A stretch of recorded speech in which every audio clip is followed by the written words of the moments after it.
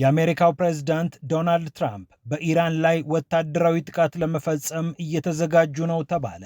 ኒውዮርክ ታይምስ ይህንን ጉዳይ በተመለከተ ዘርዘር ያለ ሀተታ ይዞ ወጥቷል። የአሜሪካው ፕሬዝዳንት ወታደራዊ የሆኑም ወታደራዊ ያልሆኑም ኢላማዎችን ለመምታት ነው እያሰቡ የሚገኙት። ጉዳዩ ተጋግሏል። የአሜሪካው ፕሬዝዳንት ከዚህ ቀደም ቃል በገቡት መሰረት ጥቃቱን እንደሚፈጽሙ እየተገለጸ ነው። ከዚህ በተጨማሪ የአሜሪካ ጦር ትቼዋለሁ፣ ከእንግዲህ አልርመሰመስበትም ያለውን የመካከለኛው ምስራቅ ቀጠና ጠንከር አድርጎ ይዞታል።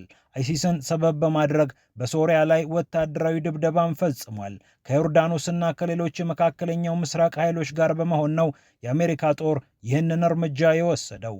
የአሜሪካ ጦር በተደጋጋሚ በመካከለኛው ምስራቅ ኮማንዶዎችን፣ የተለያዩ የጦር መርከቦችንና ሌሎች የጦር ክፍሎችን እያንቀሳቀሰ ይገኛል። አንዳንዶች ኢራንን ለማጥቃት እያሟሟቀ ነው በማለት እየገለጹም ይገኛሉ። አካባቢው በከፍተኛ ውጥረት ተሞልቷል። ፒያሳ ኔትወርክን ስትከታተሉ ሁሉንም በጥልቀት ታገኛላችሁ። ፒያሳ ኔትወርክን ሰብስክራይብ፣ ላይክ እና ሼር በማድረግ የፈጣን የተአማኒና የጥልቅ ዘገባዎች ቤተሰቡን ስንል በአክብሮት ጋብዘናል። አሁን ወደ ጉዳዮቻችን አለፍን። ኒውዮርክ ታይምስ ይዞት ከወጣው ዘገባ እንነሳለን። የአሜሪካው ፕሬዝዳንት ኢራንን ሊያጠቁ እያሰቡ ነው ይላል ኒውዮርክ ታይምስ። ተነባቢው የአሜሪካ ጋዜጣ የአሜሪካውን ፕሬዝዳንት ጉዳዮች ከዚህ ቀደምም በተደጋጋሚ ሲዘግብ ቆይቷል። በተለይ በቅርቡ የቬንዙዌላው ጥቃት እንደሚመጣ ቀድመው ካወቁ የአሜሪካ መገናኛ ብዙሃን አንዱ እንደሆነ ተነግሯል። ኒውዮርክ ታይምስ እና ዋሽንግተን ፖስት የአሜሪካን ውስጥ ሚስጥሮች በማውጣት ይታወቃሉ። አሁንም የአሜሪካው ፕሬዝዳንት በኢራን ላይ ወታደራዊ ጥቃት ለመፈጸም እያሰቡ እንደሚገኙ ቀድሞ የዘገበው ኒውዮርክ ታይምስ ነው። ምናልባት ይህኛው ጥቃት የፕሮፓጋንዳና የስነ ልቦና ጥቅምም ስላለው መረጃው ቢወጣ ለትራምፕ ብዙም ችግር የለውም። ከዚህ ቀደም በቬንዙዌላ ላይ ያሰቡትን ጥቃት በተመለከተ ግን ኒውዮርክ ታይምስ እና ዋሽንግተን ፖስት ዘገባውን እንዳያወጡ የአሜሪካው ፕሬዝዳንት አስተዳደር ግፊት ማድረጉ የሚታወቅ ነው። አሁን ግን በኢራን ላይ ስለመጨከናቸው ብዙዎች እየተናገሩ ይገኛሉ። እርሳቸውም ነገሩን እያሟሟቁ እያለማመዱ ይገኛል።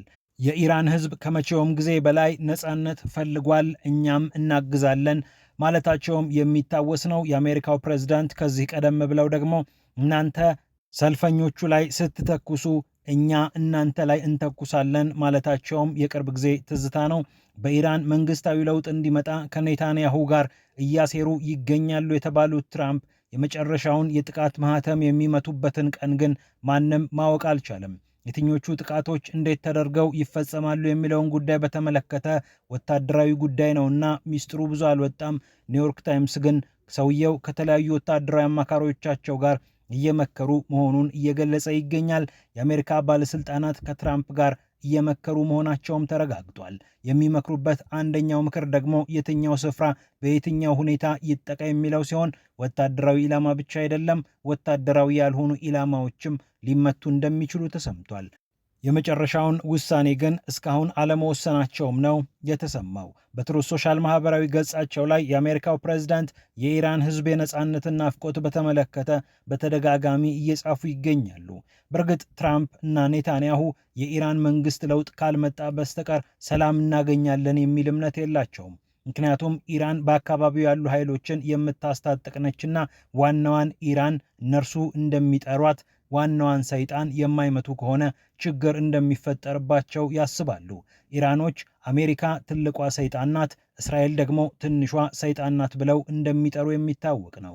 ኢራን በአካባቢው ያላት ኃይል የማይሟጠጥ ከሆነ እርሷ የምታስታጥቃቸውን ኃይሎች መምታት ብቻ በቂ አይደለም የሚል ግምገማ በዋሽንግተንና በእስራኤል መካከል እንዳለ ይታወቃል። ከዚህ ቀደም የሊባኖሱን ሂዝቦላህን ጨምሮ የየመኑን ሁቲንና የፍልስጤሙን ሐማስ ታስታጥቃለች።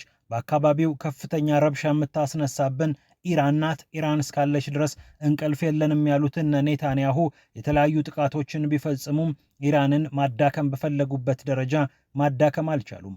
በቅርቡም ኔታንያሁ አሜሪካ ድረስ ተጉዘው የኢራንን የባሊስቲክ ሚሳኤል ፕሮግራም እንምታው እናውድመው ብለው ጥያቄ ማቅረባቸውም ተነግሯል። ኔታንያሁ ያቀረቡትን ጥያቄ ተከትሎ የአሜሪካው ፕሬዝዳንትም ድጋፋቸውን ሰጥተው አዎ ሊሆን ይችላል፣ የማይሆንበት እድል የለም ማለታቸውም የሚታወስ ነው። ኢራንን ማጥቃት ከስረ መሰረቱ መንግስታዊ ለውጥ ማያመጣ ከሆነ ትርጉም የለውም የሚል አቋም በሁለቱ ዘንድ እንዳለም ይታመናል። እናም እነርሱ በወታደራዊ ጥቃት መንግስታዊ ለውጥ ከሚያመጡ ይልቅ ለምን የኢራን ሕዝብ ራሱ እስኪነሳ አንጠብቅም? ይነሳልን ደግሞ እኛ ራሳችን አቅማችንን ተጠቅመን የመጨረሻውን ምዕራፍ እንፈጽመዋለን የሚል ሐሳብ እንዳላቸው ብዙዎች እየተናገሩ ይገኛሉ።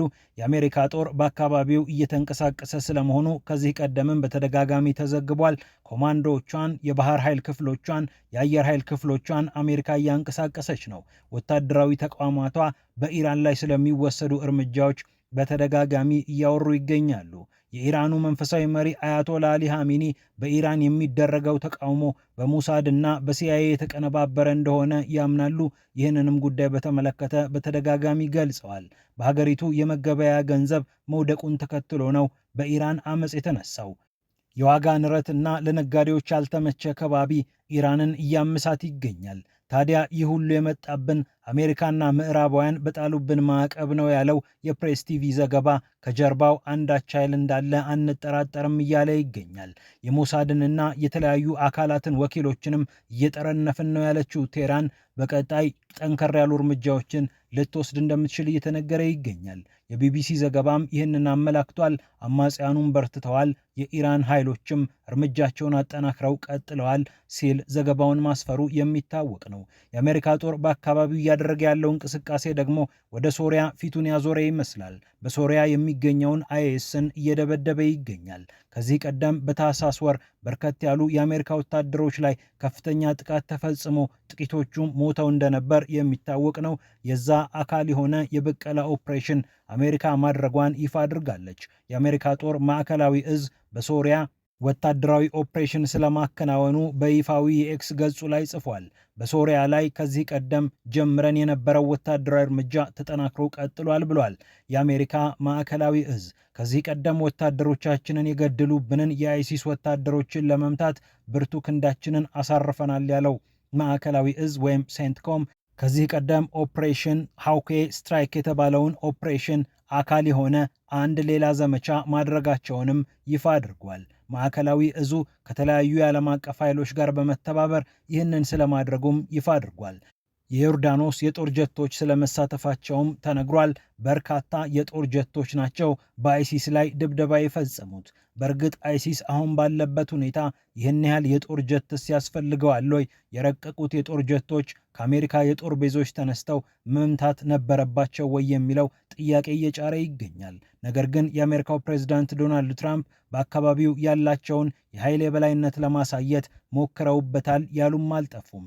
ኤፍ-15ኢ፣ ኤ-10፣ ኤሲ-130 ከጦር ጀቶቹ እና ከጦር አውሮፕላኖቹ መካከል ሲጠቀሱ ኤምኪው-9 ሪፐር ድሮን ደግሞ ሌላኛው ከድሮን የሚጠቀስ ነው። እነዚህ የአሜሪካ የጦር ጀቶች እና ድሮኖች አልበቃ ብለው ዮርዳኖስም ኤፍ-16 የጦር ጀቷን አንስታ ድብደባ እንደፈጸመች ተነግሯል። ፓልሚራ በተሰኘችው የሶሪያ ግዛት የተፈጸመውን በአሜሪካ ወታደሮች ላይ ሞትና ቁስለት ያደረሰውን ጥቃት መሰረት አድርጋ አሜሪካ ላለፈው 1 ወር ጊዜ ከበድ ያሉ ወታደራዊ ኦፕሬሽኖችን እየሰራች ትገኛለች። አሜሪካ የመከላከያ ሚኒስትር የሆኑት ፒታክሴትም የተደረገብንን ነገር አንረሳም፣ ጠላቶቻችንን በገቡበት ቦታ ገብተን እንፈጃቸዋለን የሚል ማስጠንቀቂያ አውጥተዋል። የአሜሪካ ጦር በዚህ ደረጃ አይሲስን ለመውጋት እያደረገ ያለው ጥረት ብዙዎች በትዝብት እየተመለከቱት ያለው ጉዳይ ነው። ምክንያቱም አይሲስ እውን በዚህ ደረጃ አቅም አለው ወይ? የአሜሪካ የጦር ጀቶች በዚህ መጠን መሰማራት ነበረባቸው ወይ? ወይስ ኃይልን የማሳየት ፓወር ፖስቸሪንግ ነው ወይ የሚል ጥያቄ እንዲጠየቅም አድርጓል። የአሜሪካ ጦር ሰራዊት በዘመነ ትራምፕ ትልልቅ ቦምቦችን፣ ትልልቅ የጦር አውሮፕላኖችን ማሰማራትን ልማዱ አድርጎታል። ከዚህ ቀደም በአፍጋኒስታን እዚህ ግባ የሚባል ችግር ባልነበረበት ጊዜ የቦምቦች ሁሉ እናት ዘ ማዘር ኦፍ ኦል ቦምብስ የተባለውን ግዙፍ ቦምብ ለመጀመሪያ ጊዜ ጥላ ነበር አሜሪካ። ከዚያም በኋላ በኢራን ላይ ቢቱ ስፒሪት የተባሉትን ግዙፍ የጦር ጀቶች አሰማርታ ድብደባ ፈጽማለች።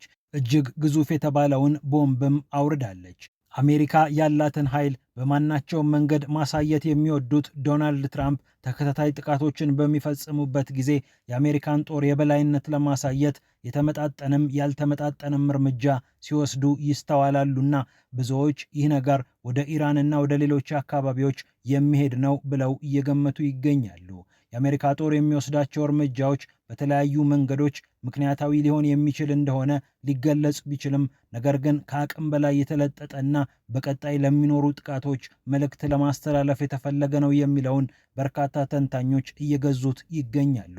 ፒያሳ ኔትወርክን ስትከታተሉ ስለቆያችሁ ክብረት ይስጥልን ብለናል። ፒያሳ ኔትወርክን ሰብስክራይብ፣ ላይክ እና ሼር በማድረግ የፈጣን የተአማኒና የጥልቅ ዘገባዎች ቤተሰቡን ስንል በአክብሮት ጋብዘናል። ሰላም ለዓለማችን።